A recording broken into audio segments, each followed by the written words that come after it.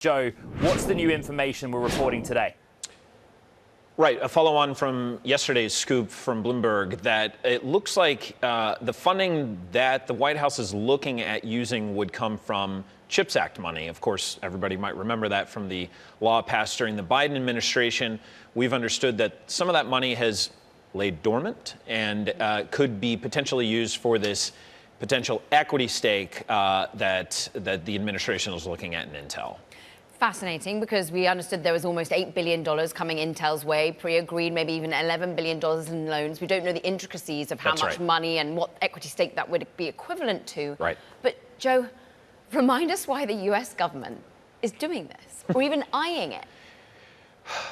The way to look at so much of this, Intel is one. Of course, this hasn't happened, but we do have one that has happened, which was the MP Materials rare earth company that very few people have heard of, but just got a $400 million preferred equity stake investment from the Defense Department. It is all built around this idea of national security. What does the Trump administration, the White House, view as central to national security efforts, in particular related to its race against China?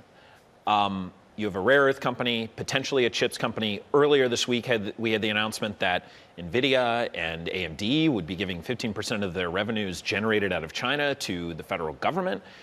This is all built around this kind of new idea that Trump is trying to make work.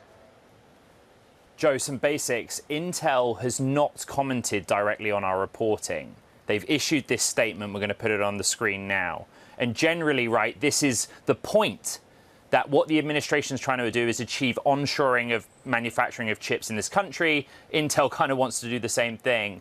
There is more reporting that you did that a lot of this literally relates to the meeting this week between Lip-Bu Tan and the president. What have sources told us?